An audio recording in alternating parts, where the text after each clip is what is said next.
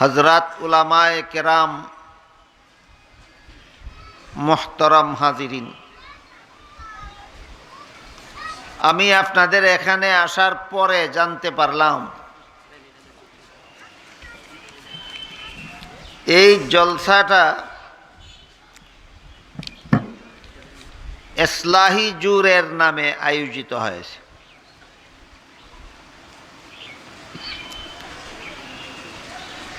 ইসলাহি জুর জিনিসটা কি? যেহেতু একটা শব্দ আরবি, একটা শব্দ উর্দু, ইসলাহি জুরের, ইসলাহি একটা শব্দ, জুর একটা শব্দ, এর একটাও বাংলা নয়। ইসলাহি শব্দটা হলো আরবি আর জুর শব্দটা হলো উর্দু। এর মর্মার্থ হলো বাংলায় আত্মার সংশোধনমূলক অনুষ্ঠান। এই অনুষ্ঠানে আত্মা সংশোধন করার ব্যবস্থা দেওয়া হবে। আত্মার মধ্যে সংশোধন করার মতো কি আছে, এই জিনিসটা না বোঝা পর্যন্ত ইসলাহি জুর বুঝা আমাদের বুঝে আসবে না। বাংলা ভাষায় সহজ শব্দে এটাকে মন বলা হয়, মন। কোরআনের ভাষায় এটাকে বলে নফস। মানুষের মন এর অর্থ হলো ইচ্ছা শক্তি। আপনারা এখানে বসেছেন নিজেদের ইচ্ছায় না অনিচ্ছায়? এই ইচ্ছাটার নাম মন। আবার যখন এখান থেকে উঠে যাবেন, অনিচ্ছায় না ইচ্ছায়, এই ইচ্ছা শক্তিটার নাম হলো মানুষের মন। এই মনটাকেই কোরআনের ভাষায় নফস বলা হয়। কি বলা হয়? নফস। কোনো মানুষের মন যদি ভালো থাকে, তার সমস্ত শরীরের অঙ্গ প্রত্যঙ্গ ভালো কাজ করে। কোনো মানুষের মন যদি খারাপ থাকে, তাহলে তার শরীরের সমস্ত অঙ্গ প্রত্যঙ্গ খারাপ কাজ করে। আমার হাত, পা, নাক, মুখ, কান, চোখ, এই সবগুলির দ্বারা আমি ভালো কাজ করব না খারাপ কাজ করব, তা নির্ভর করে আমার মন ভালো না খারাপ এটার উপর। এজন্য হাদিস শরীফে রাসূল করিম সাল্লাল্লাহু আলাইহি ওয়াসাল্লাম বলেন,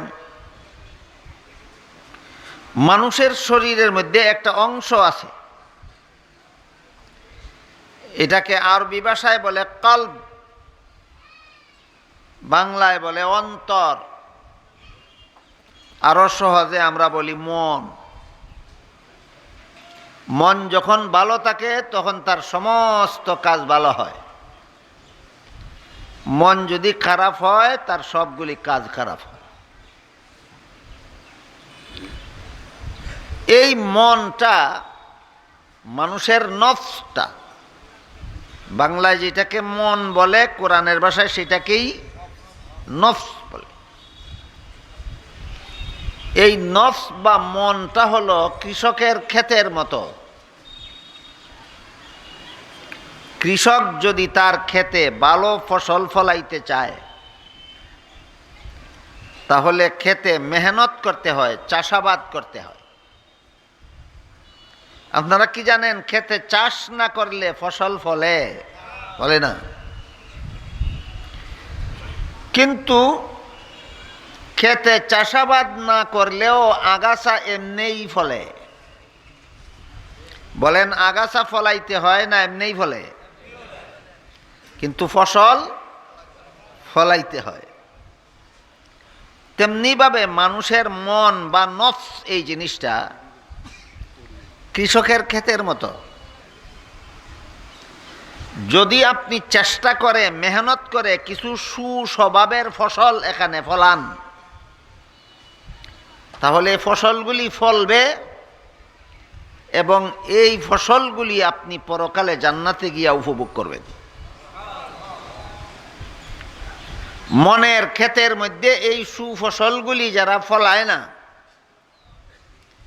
তাদের মনের ক্ষেতের মধ্যে কুস্বভাব নামের কতগুলি আগাছা এমনিই বলে।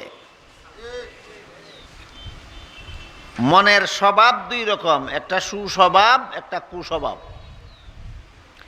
সুস্বভাব মেহনত করে ফলাইতে হয়,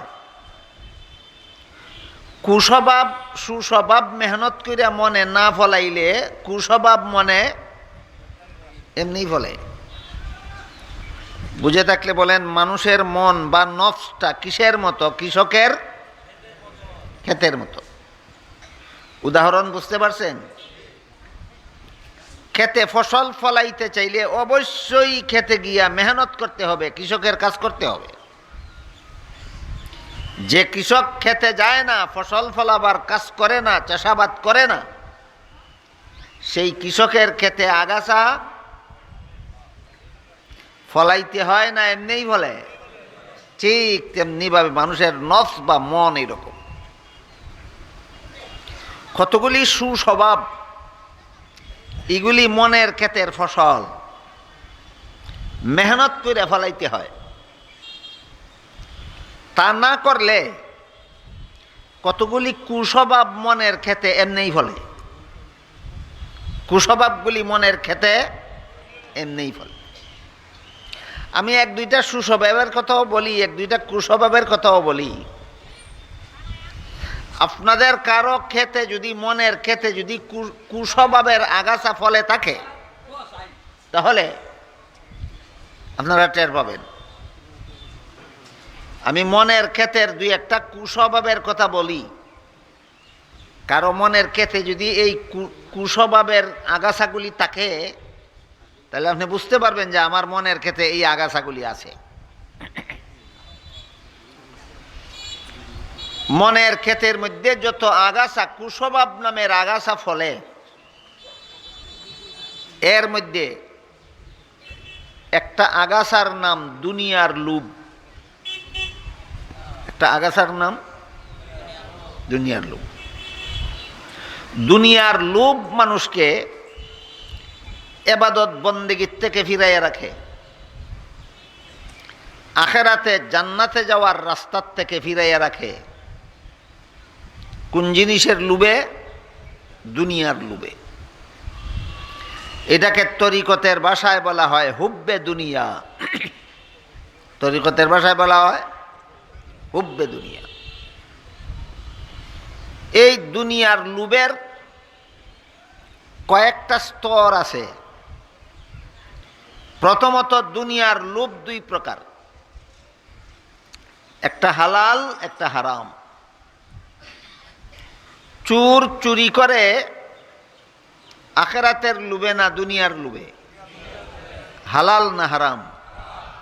ডাকাত ডাকাতি করে দুনিয়ার লোভে, হারাম। জবরদখলকার জবরদখল করে, হাইজেকার হাইজেক করে, সুদ করে সুদ খায়, ঘুষ করে ঘুষ খায়। কিসের লোভে? হালাল না হারাম? এটা মনের ক্ষেতের আগাছা, দুনিয়ার লোভ। এই আগাছা এই মনওয়ালাকে জাহান্নামে নিয়ে যাবে। যার মনের ক্ষেতের মধ্যে দুনিয়ার লোভের হারাম অংশটা আগাছা আকারে ফলবে, তার মনের এই আগাছা তাকে জাহান্নামে নিয়ে যাবে, কোনো সন্দেহ নাই। চুরি করা জান্নাতে যাওয়ার পথ না জাহান্নামে যাওয়ার পথ? ডাকাতি করা, ছিনতাই করা, জবরদখল করা, সুদ খাওয়া, ঘুষ খাওয়া জাহান্নামে যাওয়ার পথ নিয়ে যায় আমার মনের একটা আগাছায়। এই আগাছাটার নাম দুনিয়ার লোভ।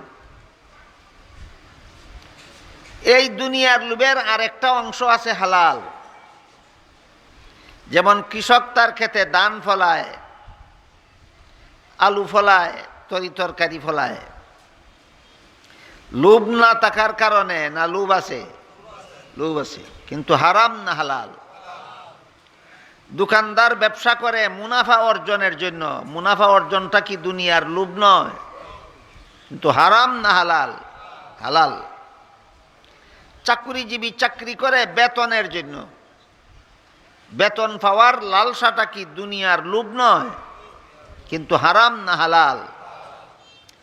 এই দুনিয়ার হালাল লোভটা আবার দুই প্রকার। এক প্রকার হালাল লোভ ক্ষতিকর নয়, আরেক প্রকার হালাল লোভ ক্ষতিকর। দুনিয়া অর্জন করার, দুনিয়ার ধন সম্পদ উপার্জন করার হালাল পদ্ধতি যদি সংসার পরিচালনার দরকারে হয় তাহলে এটার কোনো ক্ষতি নেই। বরং হাদিস শরীফে রাসূল করিম সাল্লাল্লাহু আলাইহি ওয়াসাল্লাম বলেন, কাসবুল হালাল ফরিদাতুম বাদাল ফরাইজ আও কামা ক্বালা আলাইহিস সালাতু ওয়াসসালাম। সংসার চালাবার জন্য হালাল রুজি করাও ফরজ। সংসার চালাবার জন্য হালাল রুজি করাও ফরজ। এই দুনিয়ার হালাল লোভের একটা অংশ, এটা ফরজ। আপনার অন্তরে যদি ফসল উপার্জনের লালসাই না থাকে, আপনি কেন হাল চাষের কষ্ট করবেন? আপনার অন্তরে যদি মুনাফার লালসাই না থাকে, আপনি কেন দোকানদারি করবেন? আপনার অন্তরে যদি বেতনের আশাই না থাকে, কেন আপনি চাকুরির ডিউটি করবেন? লালসা আছে, আশা আছে, এবং হালাল উপায়ে করে সংসারের দরকারে। কি উপায়ে? হালাল উপায়ে। কি দরকারে? সংসারের দরকারে। এটা মনের ক্ষেতের আগাছা নয়। কথা বুঝলেন? এটা মনের ক্ষেতের আগাছা নয়। মনের ক্ষেতের মধ্যে যে সমস্ত ফসল ফলাইতে হয় আর যে সমস্ত আগাছা ছাড়াইতে হয়, এর একটা দুইটা উদাহরণ দিতেছিলাম। মনের ক্ষেতে যত আগাছা ফলে, একটা আগাছার নাম দুনিয়ার লোভ। মনে আছে? এই দুনিয়ার লোভ নামের আগাছা মন থেকে পরিষ্কার করার জন্য প্রশিক্ষণ গ্রহণ করতে হয়, ট্রেনিং লাগে। দুনিয়ার লোভ, কোনো না কোনো প্রকারের লোভ কার অন্তরে নাই, কিন্তু দুনিয়ার যে লোভ আমাকে জাহান্নামে নিয়ে যাবে, অথবা দুনিয়ার যে লোভ আমাকে আল্লাহর ওলি হতে দেবে না, সেই লোভ মনের ক্ষেত থেকে, সেই লোভের আগাছা ছাড়াইতে হইলে মেহনত করতে হয়। এই মেহনতটাকেই তরিকতের মেহনত বলা হয়। এই রকম মেহনতের ব্যবস্থা দেওয়াকে ইসলাহি ব্যবস্থা বলা হয়। আজকের এই অনুষ্ঠানটা ইসলাহি অনুষ্ঠান। কিসের ইসলাহ? ইসলাম মানে সংশোধন। কিসের সংশোধন? আত্মার সংশোধন। আমার আত্মার মধ্যে যদি দুনিয়ার লোভ নামের আগাছা থাকে, আর এটা পরিষ্কার করার ব্যবস্থা যদি এখানে পাই, তাহলে এটা ইসলাহি জোর হইল।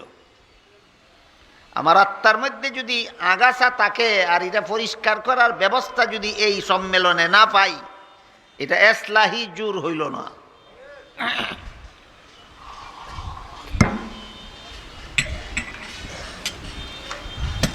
টেইলার হওয়ার জন্য যেমনভাবে টেইলারের কাছ থেকে প্রশিক্ষণ নিতে হয়, বাবুর্চি হওয়ার জন্য যেমনভাবে বাবুর্চির কাছ থেকে প্রশিক্ষণ নিতে হয়, কৃষক হওয়ার জন্য যেভাবে কৃষকের কাছে ট্রেনিং নিতে হয়, তেমনিভাবে আত্মার ইসলাহ করার জন্য আত্মার ইসলাহ করনেওয়ালার কাছ থেকে ট্রেনিং নিতে হয়।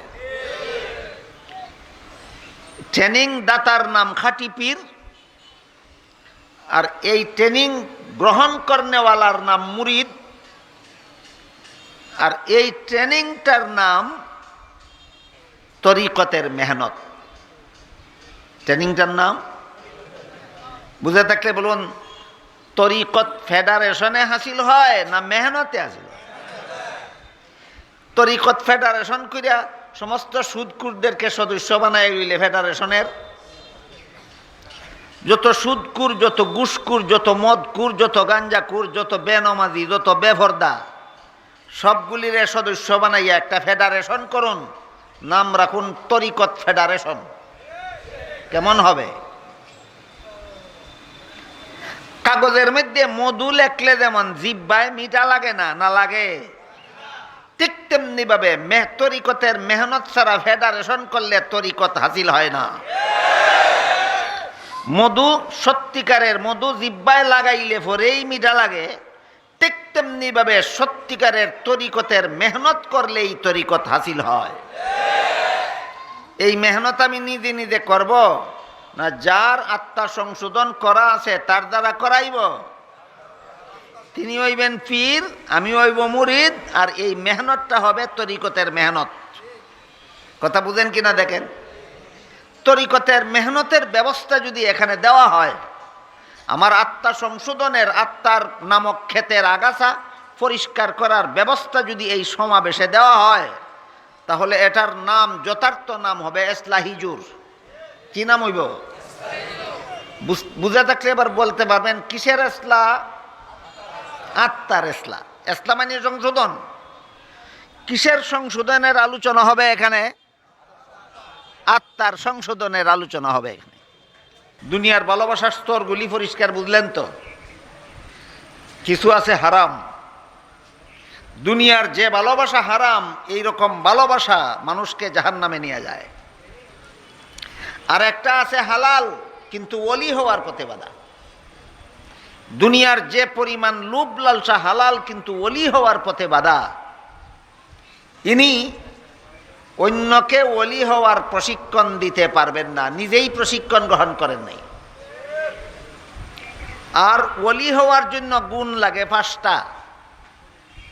1 নম্বর গুনার অভ্যাস ছেড়ে দেওয়া, 2 নম্বর ফরজ আমল ঠিক মতো করা, 3 নম্বর ওয়াজিব আমল ঠিক মতো করা, 4 নম্বর সুন্নতে মুআক্কাদা আমল ঠিক মতো করা, 5 নম্বর নফল বন্দেগীর অভ্যাস করা।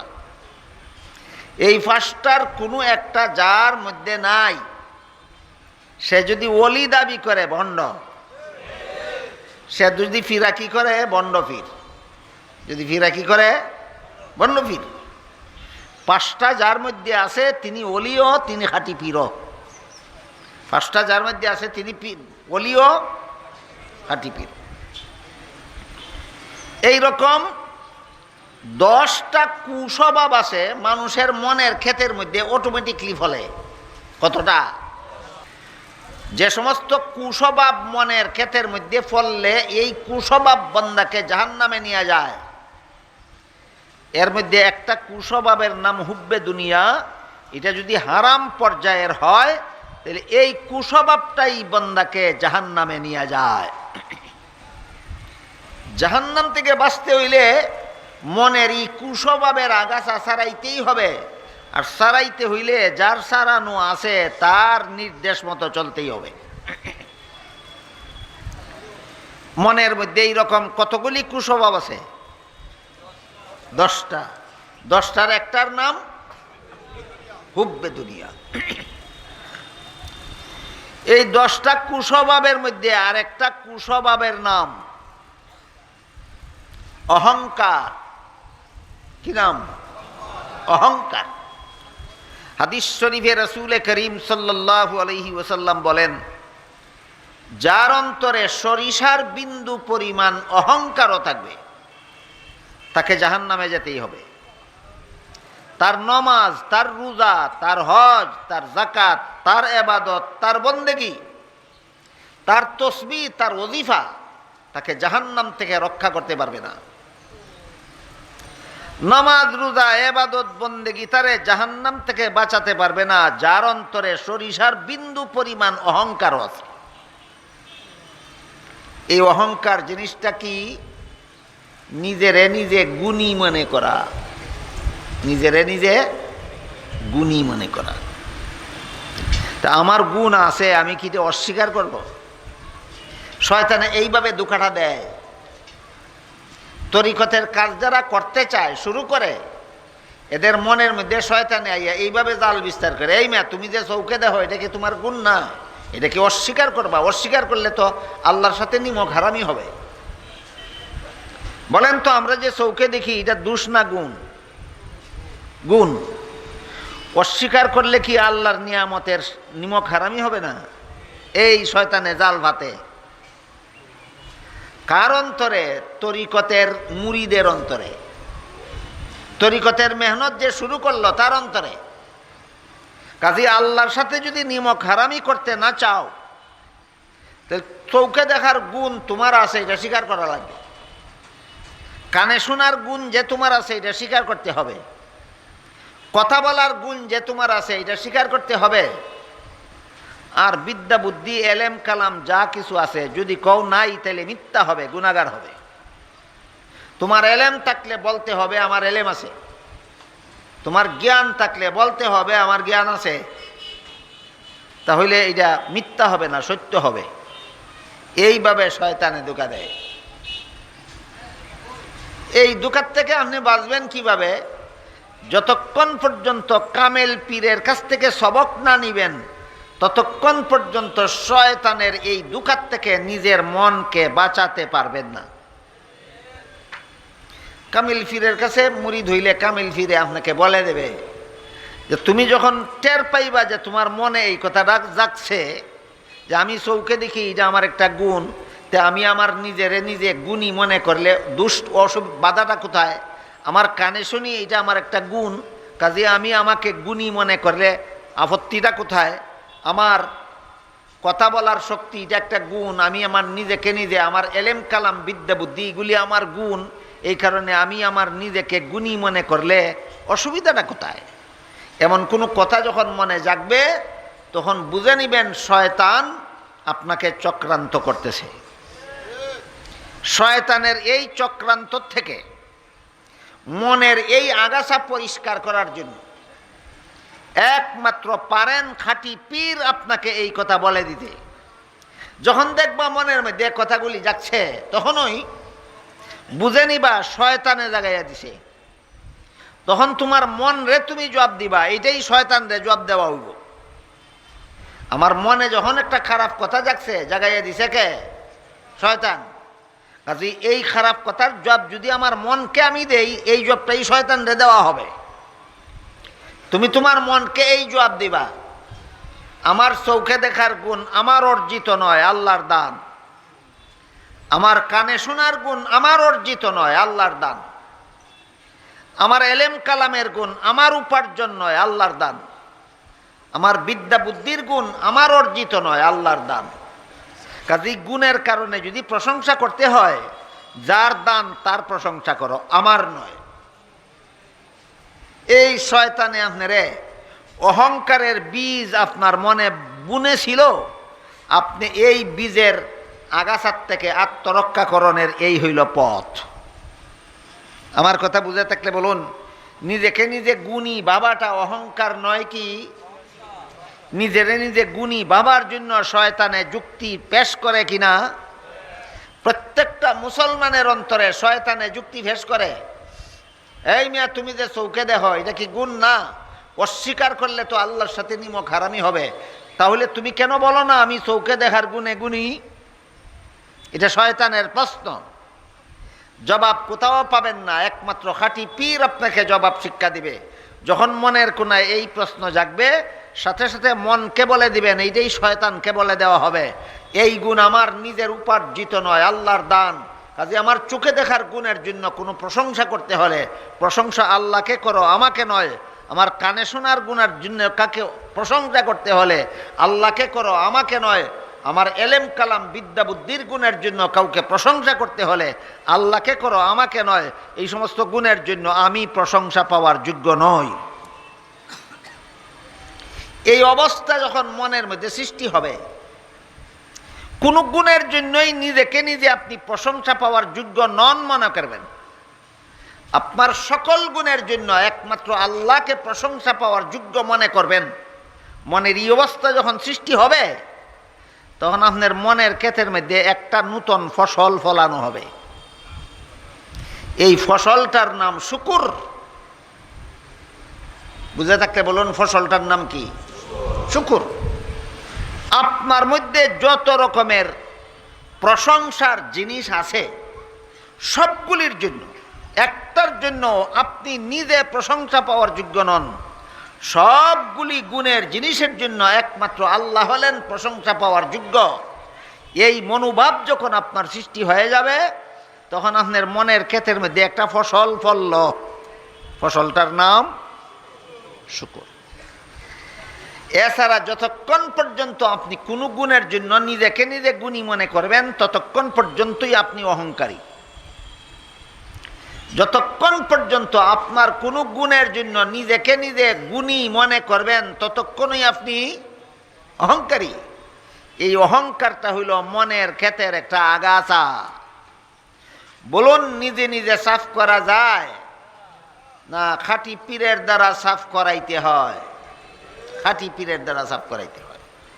মনের এই আগাছাগুলি সাফ করানির কাজ, এটার নাম ইসলাহি কাজ। কথা বুঝেন কিনা দেখেন। মনের এই আগাছাগুলি সাফ করানির কাজের নাম ইসলাহি কাজ। যে সমাবেশে এই কাজ শিক্ষা দেওয়া হয়, এমন সমাবেশকে ইসলাহি জুর বলা হয়। কথা বুঝলেন কিনা দেখেন। বুঝে দেখলে বলুন, মনের ক্ষেতের মধ্যে যত আগাছা ফলে, এর এক নম্বরটার নাম কি ছিল? হুব্বে দুনিয়া। দুই নম্বরটার নাম কি? অহংকার। আমার কথা বুঝে থাকলে বলুন, এই অহংকার নামের এই আগাছাটা কি কোনো মুসলমানের অন্তরে আছে? এটা আমাদেরকে কই নিয়ে যাইতে চায়? জাহান্নাম থেকে বাঁচতে চাইলে মনের ক্ষেতের আগাছাটা সাফ করা লাগবে কিনা? নিজে নিজেই করা যাবে না যার সাফ আছে তারে দিয়া করাইতে হবে? এই রকম কোরআনের নামই খাঁটি পীরের দ্বারা নিজের ইসলাহে নফসের কাজ করা। খাঁটি পীরের দ্বারা নিজের ইসলাহে নফসের কাজ করা গেল আগাছার দুইটা উদাহরণ। আর মনের ক্ষেতের মধ্যে যত ফসল ফলে, সুফসল, এর একটা উদাহরণ ভিতর দিয়ে আলোচনা হয়ে গেছে, শুকুর। একটা উদাহরণ কি? শুকুর। আমার কোনো গুণের জন্যই আমি প্রশংসা পাওয়ার যোগ্য নই, যিনি দান করেছেন তিনি যোগ্য। এই মনোভাব যখন আপনার অন্তরে তৈরি হয়ে যাবে, খাঁটি পীরের তলকিনের দ্বারা, খাঁটি পীরের সবক শিক্ষা দেওয়ার দ্বারা যখন আপনার মন এই মর্মে রেডি হয়ে যাবে যে আমার কোনো গুণের জন্যই আমি প্রশংসা পাওয়ার যোগ্য নই, আমার সকল গুণের জন্য একমাত্র আল্লাহ প্রশংসা পাওয়ার যোগ্য, তখন বুঝতে হবে আপনার মনের ক্ষেতে একটা ফসল ফলছে। একটা ফসল ফলছে, ফসলটার নাম শুকর। এই ফসল ফলানির খুব সহজ একটা পদ্ধতি আল্লাহ মুসল্লিদের শিক্ষা দিছেন। মুসল্লিরা নামাজে দাঁড়াইয়াই সর্বপ্রথম কোরআনের কোন সূরা পড়ে? সূরা ফাতিহার সর্বপ্রথম আয়াত কোনটা? আলহামদুলিল্লাহ রাব্বিল আলামিনের প্রথম অংশ কোনটা? আলহামদুলিল্লাহ। এর অর্থ হলো সমস্ত প্রশংসা আল্লাহর। সমস্ত প্রশংসা আল্লাহর হইয়া থাকলে আমার চোখে দেখার প্রশংসা গেল কোথায়? সমস্ত প্রশংসা আল্লাহর হইয়া থাকলে আমার কানে শোনার গুণের প্রশংসা গেল কোথায়? সমস্ত প্রশংসা আল্লাহর হয়ে থাকলে আমি পায়ে চলার গুণের প্রশংসা গেল কোথায়? আমার সমস্ত প্রশংসা আল্লাহর হয়ে থাকলে আমার বিদ্যা বুদ্ধি এলেম কালামের গুণের প্রশংসা গেল কোথায়? আল্লাহ ট্রেনিং দিয়ে বলেন, এইগুলি অভ্যাস করো। আমার কোনো গুণের জন্য আমি প্রশংসা পাওয়ার যোগ্য নই, আমার সমস্ত নিয়ামতের জন্য একমাত্র আল্লাহ হলেন প্রশংসা পাওয়ার যোগ্য। এই আলহামদুলিল্লাহ এই কথার মাধ্যমে এই শুকুরের ট্রেনিং হয় মুসল্লিদের নামাজে। মুসল্লিদের শুকুরের ট্রেনিং হয়, ট্রেনিং। কথা বুঝলেন কি না? ট্রেনিং ছাড়া যদি বাবুর্চি হওয়া যায় না, ট্রেনিং ছাড়া যদি টেইলার হওয়া যায় না, ট্রেনিং ছাড়া যদি কৃষক হওয়া যায় না, তাহলে ট্রেনিং ছাড়া কিভাবে ইসলাহে নফস করা যেতে পারে? এই ইসলাহে নফসের শিক্ষা যে সমাবেশে দেওয়া হয়, এটার নাম ওই ইসলাহি জুর। এটার নাম ওই ইসলাহি জুর। যত ফসল মনের খেতে ফলানি লাগে, এর মধ্যে আরেকটা ফসলের নাম খাউফ, আরেকটা ফসলের নাম রাজা। এই রাজা আরবি শব্দ, বাংলায় লেখে, বাংলা কোন অক্ষর দিয়া লিখবো? রাজা লিখতে বাংলা সর্বপ্রথম অক্ষর কোনটা লাগবে? হ্যাঁ, ব শূন্য র। বাংলায় লেখে ব শূন্য র এ আকার বর্গীয় জয়ে আকার। মানুষে যারা এগুলি জানে না এরা কয় রাজা। শব্দটা রাজা না, শব্দটা রাজা। রাজা মানে বাদশাহ, এইটা না। তরিকতের পরিভাষায় যে রাজা একটা শব্দ আছে, এটার অর্থ হইল আশা। আল্লাহর কাছে আশা রাখতে হবে। আমি গুনাহ থেকে তওবা করব, আশা করব আল্লাহ মাফ করে দেবেন। আমি ইবাদত বন্দেগী করব, আশা রাখবো আল্লাহ আমাকে জান্নাত দেবেন। আমি নবীর সুন্নত পালন করব, আশা করব নবীর শাফাআত পাব। আমলের সুফল, নেক আমলের সুফল পাওয়ার আশা অন্তরে থাকতে হবে। এই আশা পোষণ করার নাম তরিকতের ভাষায় রাজা। এটাও একটা ফসল যা মনের ক্ষেতের মধ্যে ফলে। যারার ক্ষেত এই রাজা নামের ফসল ফলে না, এরা ইবাদত বন্দেগীর দ্বার দ্বারে না, আশা নাই। কেন করবে, কেন পড়বে নামাজ? আল্লাহ রাসূল হাদিসে বলেছেন নামাজ জান্নাতের চাবি। জান্নাতের চাবি হইবার আশা যার কাছে আছে, সে কেন নামাজ পড়বে না? হাদিস শরীফে রাসূল করিম সাল্লাল্লাহু আলাইহি ওয়াসাল্লাম বলেন, রোজা জাহান্নাম থেকে বাঁচার হাতিয়ার। জাহান্নাম থেকে বাঁচার আশা যার অন্তরে নাই, সে কেন রোজা রাখবে? রোজা রাখে না কেন? এই রাজা ফসল তার ক্ষেত ফলছে না। নামাজ পড়ে না কেন? রাজা নামের মনের ফসল তার অন্তরে ফলেনি। ইবাদত বন্দেগী করে না কেন? রাজা নামের আশা, এই রাজা নামের ফসল তার মনের ক্ষেতে সে ফলাইতে পারেনি। কাজেই আল্লাহর কাছে ইবাদত বন্দেগীর সুফল পাওয়ার আশা যার অন্তরে যত জোরদার হবে, সে ইবাদত বন্দেগীতে তত বেশি তৎপর হবে। এই জন্য রাজা মনের ক্ষেতের ফলন্ত একটা ফসল। এমনিই ফলে না, মেহনত করে ফলাইতে হয়? মনের ক্ষেতের আরেকটা ফসলের নাম খাউফ। খাউফ শব্দের অর্থ ভয়। কিসের ভয়?